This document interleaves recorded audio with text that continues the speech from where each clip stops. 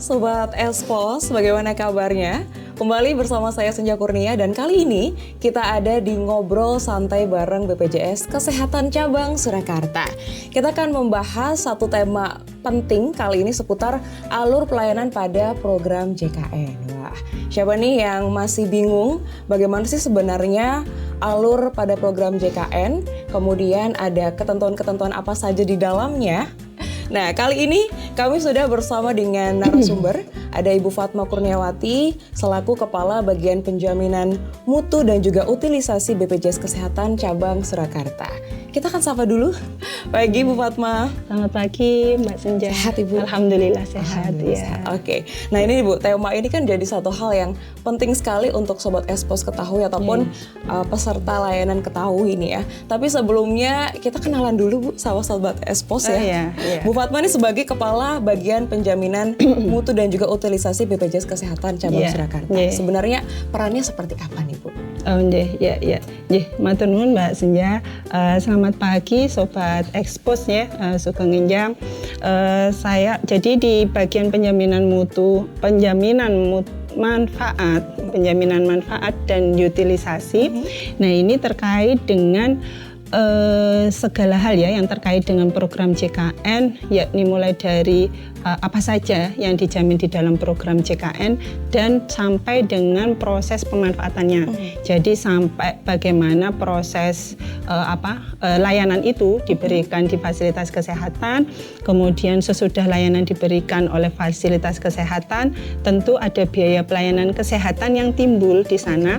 Nah, ini nanti akan diajukan oleh fasilitas kesehatan kepada BPJS Kesehatan.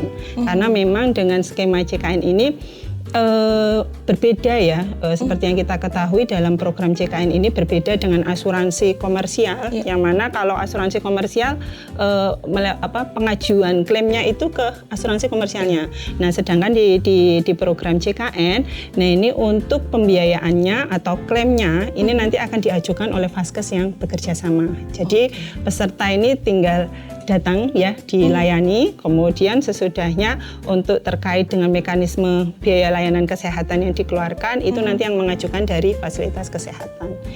Jadi di bagian tersebut. Di bagian tersebut, baik. Nah, ini kalau kita bahas seputar jaminan kesehatan Bu ya, ini kan menjadi satu hal yang memang sudah seharusnya itu menjadi perhatian bagi masyarakat begitu. Apalagi juga sekarang ini kita ketahui banyak yang kemudian akhirnya terkena penyakit A atau penyakit yang lain dan baru menyadarinya tuh telat nih. Pentingnya memiliki jaminan kesehatan. Mungkin bisa dijelaskan Ibu nih ke Sobat Expos ya. Baik Mbak Senja dan Sobat Expos ya. Jadi sebenarnya untuk program JKN ini kan terutama sekali ya. Kenapa ini penting? Karena memang secara regulasi ya, secara perundangan di pemerintahan di negara Indonesia ini, negara ini hadir ya. Nah, negara ini hadir untuk penduduk Indonesia dalam rangka menjamin terkait dengan kesehatan dari peserta. Jadi mulai dari proses pemberian layanan sampai dengan nantinya biaya pelayanan kesehatan yang dikeluarkan. Nah, manakala di sebuah negara ini tidak ada jaminan kesehatan, tentu pada saat penduduknya itu membutuhkan layanan. Nah, ini biaya layanan kesehatannya harus membayar sendiri. Nah, tentu kalau membayar sendiri ada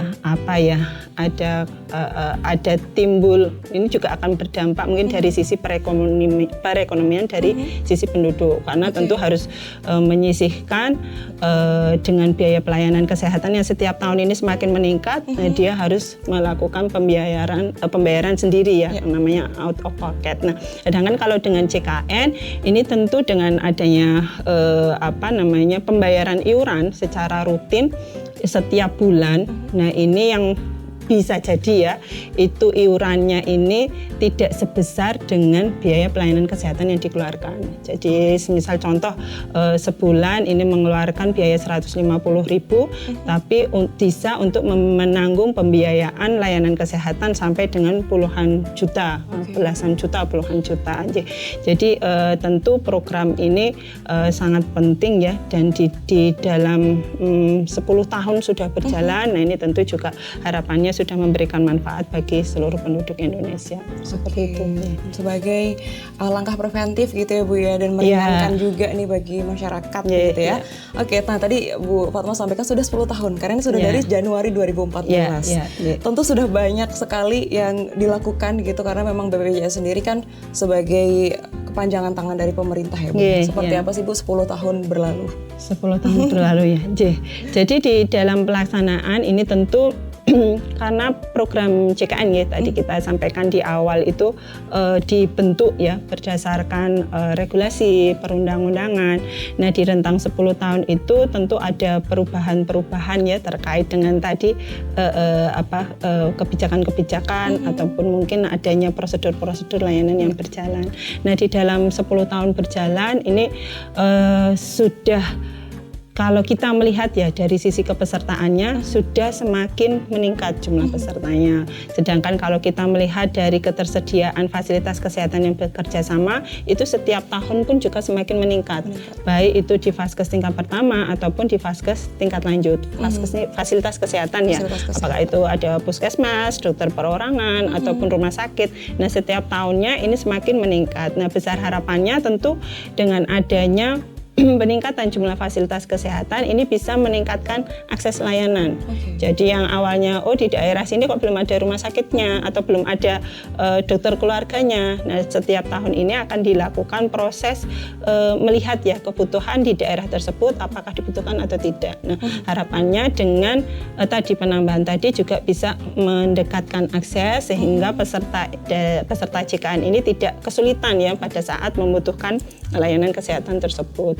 Nah dari sisi pembiayaan layanan kesehatan tentu dengan tadi ya meningkatnya jumlah peserta juga ya dan tentu juga semakin tahun ini ada peningkatan biaya pelayanan kesehatan. Nah serapan biaya pelayanan kesehatan nah ini setiap tahunnya juga mengalami peningkatan. Nah, namun tentu selain biaya pelayanan kesehatan ini tidak hanya untuk dari sisi berobat saja ya, tapi juga dari sisi upaya promotif preventif. Jadi ada screening riwayat kesehatan, termasuk juga dalam hal ini adanya pengelolaan penyakit kronis yang dikelola di Vaskes tingkat pertama. Jadi cakupan manfaatnya kan mulai dari tadi disampaikan promotif preventif, ada kuratif untuk pengobatan, sampai dengan jika diperlukan adalah layanan rehabilitatif jika diperlukan. Oke, itu ya. Sekilas tentang BPJS 10 tahun ini gitu ya. Baik, kemudian kalau kita kembali ke temanya nih Bu, alur pelayanan pada program JKN begitu. Mungkin masyarakat juga ini perlu tahu gitu ya. Apakah kemudian ketika ada keluhan gitu, ada alurnya tertentu atau bisa memilih fasilitas kesehatan yang memang sudah dituju seperti apa? Ya, jadi untuk peserta JKN ya yang membutuhkan layanan kesehatan, nah ini tentu yang pertama dilakukan adalah memastikan kepesertanya aktif dulu. Ya. Pertama itu dulu ya Bu? Ya, kartunya aktif dulu, kartunya aktif. Nah, memastikan aktif ini tentu ada dua ya. Kalau dia sebagai penerima bantuan iuran, ini nanti adalah tanggung jawab dari pemerintah ya untuk melakukan pembayaran iuran itu setiap bulan. Sedangkan kalau peserta begitu juga untuk yang pekerja, nah itu juga tanggung jawab dari pemberi kerjanya. Nah namun untuk peserta mandiri yang membayar iuran sendiri, nah ini diharapkan sebelum tanggal 10 setiap bulannya sudah harus membayar iuran. Nah, itu nanti untuk keaktifan peserta itu bisa dilakukan pengecekan melalui aplikasi ya yang sudah disediakan di program JKN ini, yaitu menggunakan aplikasi mobile JKN. Nah, jadi yang pertama tentu dipastikan kepesertaannya aktif dulu. Kemudian yang kedua adalah supaya pemberian layanan kesehatan itu bisa sesuai dengan apa yang dibutuhkan dan mutunya terjamin. Nah tentu ada mekanisme pemberian layanan ini yang diatur dengan mekanisme rujukan. Ya, jadi rujukan. Jadi pada saat peserta itu membutuhkan layanan dasar, layanan dasar itu adalah pemberian layanan yang bisa diberikan ini merupakan kewenangan dari Bapak Ibu dokter di fasilitas kesehatan tingkat pertama.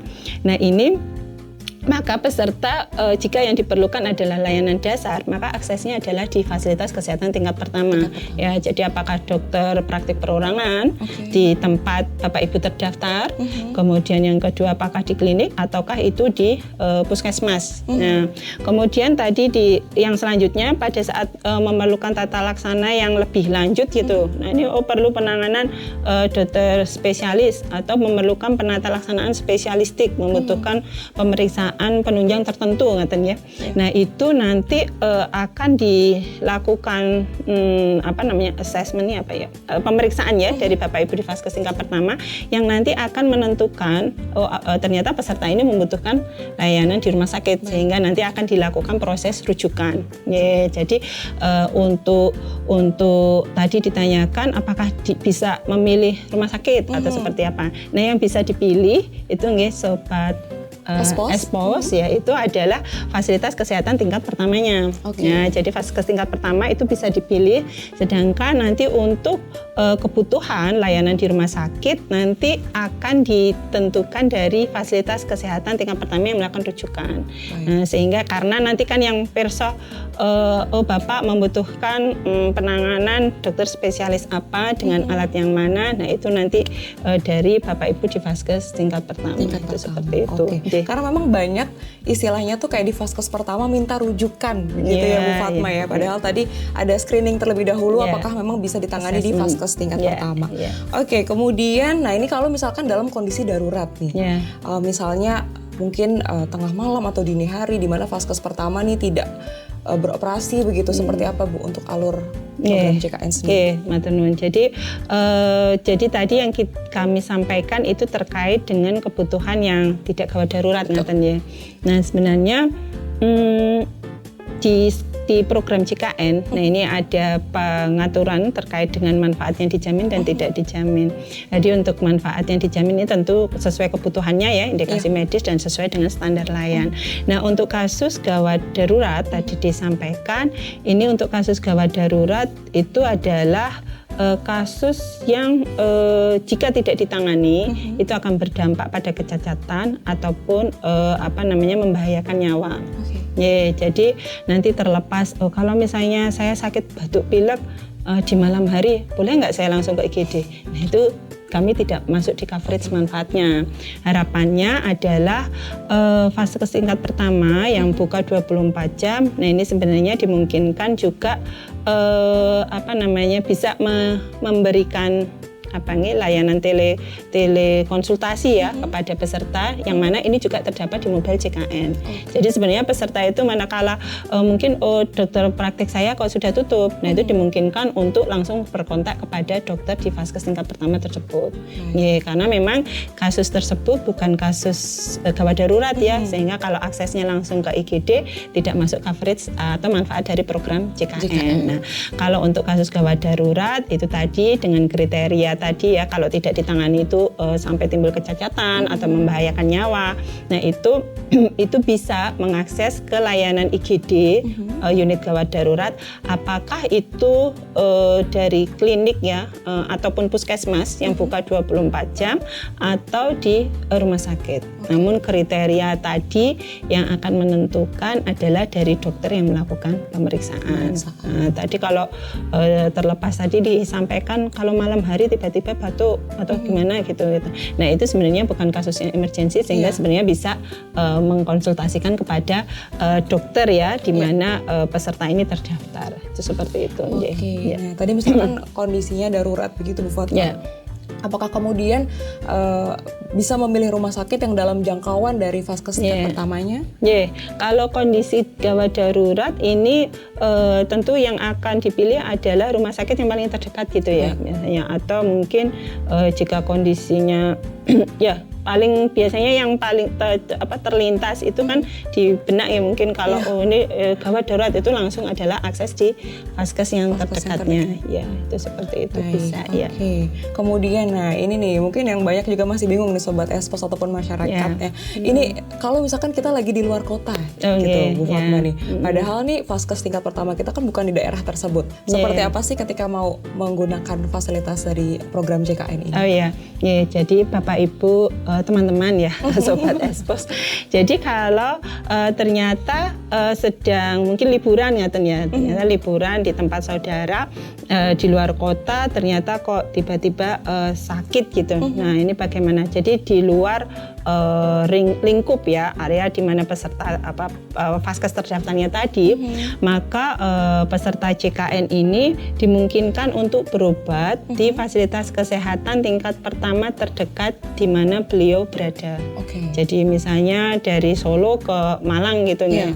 Nah di Malang domisilinya mungkin di daerah kota kecamatan A gitu. Nah di kecamatan A di kelurahan mana ngaten ya, di situ ada Vaskes yang bekerja sama dengan BPJS Kesehatan, maka dimungkinkan Bapak Ibu peserta JKN ini untuk berobat di Vaskes terdekat. Nah bagaimana mengetahui apakah Vaskes ini bekerja sama atau tidak? Itu bisa memanfaatkan tadi data di mobile JKN. Nah jadi di mobile JKN itu juga terdapat informasi fasilitas kesehatan yang bekerja sama dengan BPJS Kesehatan. Ya, jadi nanti seperti itu. Jadi tidak harus tadi nggih, kalau di luar kota kemudian harus balik lagi ke daerah di mana FKTP-nya terdaftar. Namun memang harus dipastikan nggih, tentu yang pertama tadi kartunya aktif tadi kartunya aktif dulu. Kemudian jangan lupa membawa identitas. Ya, identitas. Jadi kalau sudah cukup lama ya kita untuk proses pemberian layanan itu tidak harus menggunakan kartu JKN, tapi sudah bisa menggunakan KTP Menika, karena memang di semua Vaskes yang bekerja sama itu sudah bisa melakukan pengecekan apakah peserta ini terdaftar di program JKN, apakah peserta ini aktif atau tidak melalui aplikasi yang sudah kami sampaikan ya pada saat fasilitas kesehatan ini bekerja sama dengan BPJS Kesehatan. Jadi bisa menggunakan KTP dengan nomor NIK tadi yang sudah terintegrasi begitu ya. Kita terdaftar di Vaskes 1 di daerah mana begitu. Kemudian ini penggantian biaya pelayanan Bu dari tingkat pertama, tingkat lanjutan itu seperti apa sih Bu? Penggantian, jadi untuk penggantian biaya pelayanan tadi kami sampaikan di awal jadi tidak seperti asuransi komersial yang mana dari peserta ini mengajukan ke BPJS Kesehatan, namun biaya pelayanan kesehatan yang telah dikeluarkan oleh fasilitas kesehatan untuk peserta JKN nanti secara rutin akan ditagihkan ke BPJS Kesehatan. Jadi yang melakukan proses penagihan itu adalah dari fasilitas kesehatan. Nah kalau ini di fasilitas kesehatan tingkat pertama kita ada pembiayaan kapitasi ya. Jadi kapitasi itu adalah pembiayaan yang diberikan di awal sebelum peserta itu mendapatkan layanan ataupun karena sebelum tanggal 15 ya itu sudah harus dibayarkan. Jadi setiap bulan itu dari Bapak Ibu di Vaskes tingkat pertama itu sudah kami lakukan pembayaran untuk kapitasi sesuai dengan jumlah peserta terdaftar. Kemudian di Vaskes tingkat pertama itu juga untuk penggantian biaya itu selain data kapitasi tadi ada juga non kapitasi. Jadi contoh yang masuk non kapitasi itu jadi mungkin ada pertanyaan, apakah kalau persalinan atau rawat inap saya harus datang ke rumah sakit? Itu tidak. Jadi untuk kasus-kasus yang merupakan kewenangan dari Bapak Ibu di Vaskes tingkat pertama itu juga terdapat penjaminannya. Jadi di Vaskes tingkat pertama itu selain pelayanan rawat jalan, tadi juga bisa pelayanan rawat inap. Nah, tapi namun tidak semua ya, memang tidak semua fasilitas kesehatan ini memiliki tadi apakah itu layanan persalinan ataupun itu layanan rawat inap. Jadi nanti akan ada Bapak Ibu tadi juga bisa melihat tadi ya di profilnya itu di mobile JKN. Jadi untuk pemberian layanan tadi yang di Vaskes tingkat pertama itu meliputi rawat jalan, meliputi rawat inap, untuk fasilitas kesehatan memiliki rawat inap dan untuk layanan persalinan itu. Sedangkan untuk di rumah sakit itu sama mekanismenya tadi adalah dari rumah sakit ya mengajukan biaya pelayanan kesehatan ke BPJS Kesehatan atas biaya layanan kesehatan yang sudah dikeluarkan untuk peserta JKN yang diberikan.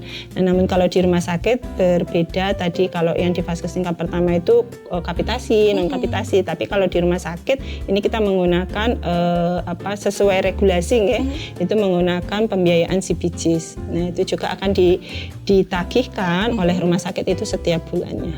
Jadi tidak ada klaim perorangan gitu ya kalau di program JKN ataupun reimburse, nah itu tidak ada. Jadi mekanismenya memang penagihan dari fasilitas kesehatan seperti itu ya.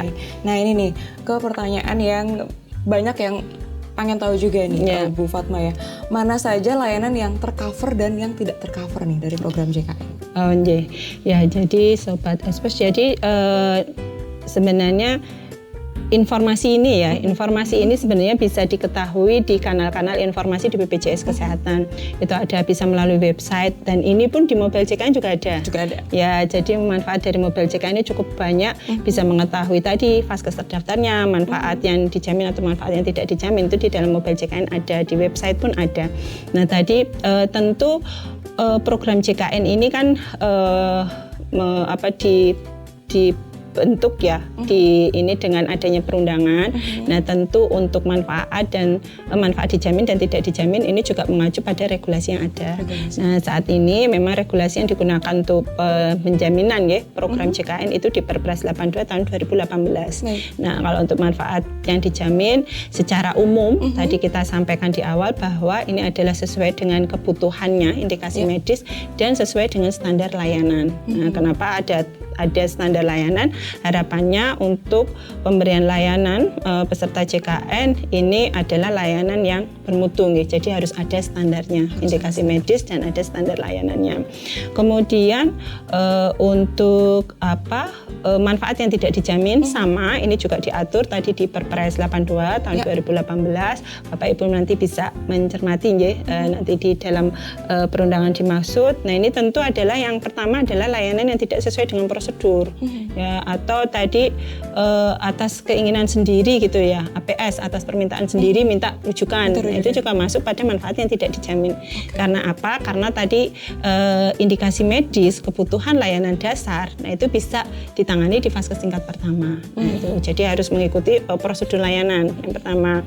Kemudian yang kedua, tentu layanan-layanan yang tidak berkaitan dengan manfaat program JKN ini adalah kesehatan. Itu contoh estetika, kemudian untuk infertilitas, kemudian ada kasus-kasus yang seperti membahayakan diri sendiri, kemudian bunuh diri ataupun korban kekerasan. Nah, ini juga tidak masuk. Selain itu di dalam skema program JKN, nah ini kita juga beririsan penjaminan ya dengan badan penjamin yang lain. Jadi maksudnya tidak semua layanan kesehatan ya yang diterima oleh peserta JKN di fasilitas kesehatan itu penjaminannya JKN. Ya, jadi contoh adalah kasus kecelakaan kerja ataupun kecelakaan lalu lintas. Ya, jadi di dalam manfaat di skema JKN itu kita ada irisan tadi manfaat dengan program yang lain. Nah, untuk kasus kecelakaan lalu lintas ini tentu penjaminannya adalah oleh PT Jasara Harja. Sedangkan kalau untuk kecelakaan kerja nanti akan sesuai dengan segmen pesertanya masing-masing. Nah, maksudnya apa? Jadi pada saat peserta ini adalah Bapak Ibu ini adalah ASN itu penjaminannya adalah oleh PT Taspen. Sedangkan kalau ini adalah peserta dari badan usaha atau pekerja informal, nah itu penjaminannya adalah BPJS Ketenagakerjaan ya atau BP Jam Sostek. Sedangkan untuk Bapak Ibu TNI Polri, maka ini coverage untuk kecelakaan kerja dan penyakit akibat kerja ini dijamin oleh Asabri. Jadi meskipun ya sama-sama pemberian layanannya adalah di fasilitas kesehatan, namun pada saat ini masuk tadi di dugaan kecelakaan kerja, penyakit akibat kerja ataupun kecelakaan lalu lintas, nah badan-badan tadi yang melakukan penjaminan itu seperti itu. Sudah ada alurnya masing-masing ya, tergantung kondisi dan juga tadi status dari masyarakat tersebut. Baik, Bu, mungkin ada yang ingin disampaikan ke Sobat Expos nih sebagai closing statement. Bagaimana sih kita ingin mendapatkan update informasi seputar layanan program JKN? Baik.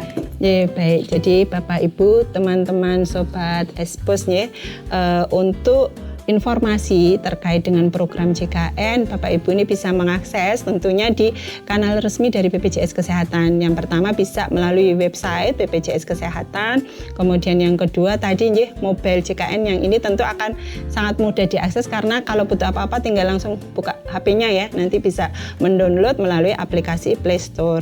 Atau Bapak Ibu juga bisa mengakses nanti di layanan seperti Twitter ya, ataupun jika yang mana informasi-informasi itu bisa Bapak Ibu peroleh di kanal BPJS Kesehatan tadi di websitenya. Kemudian tentu besar harapan kami kesehatan ini adalah sesuatu yang penting dan mahal ya harganya. Tentu besar harapannya Bapak Ibu sekalian sehat-sehat, selalu menjaga kesehatan. Namun manakala diperlukan layanan kesehatan, pastikan kartu keaktifan kepesertaan JKN-nya aktif, sehingga jika diperlukan layanan kesehatan bisa memanfaatkan dari program JKN. Ya, demikian. Oke, terima kasih banyak ya, Bu sama-sama, Fatma. Mbak Senja. Gimana Sobat Expo sudah lebih tercerahkan ya? Itu tadi obrolan santai bareng BPJS Kesehatan Cabang Surakarta. Kita ketemu lagi di tema-tema menarik lainnya. Ya.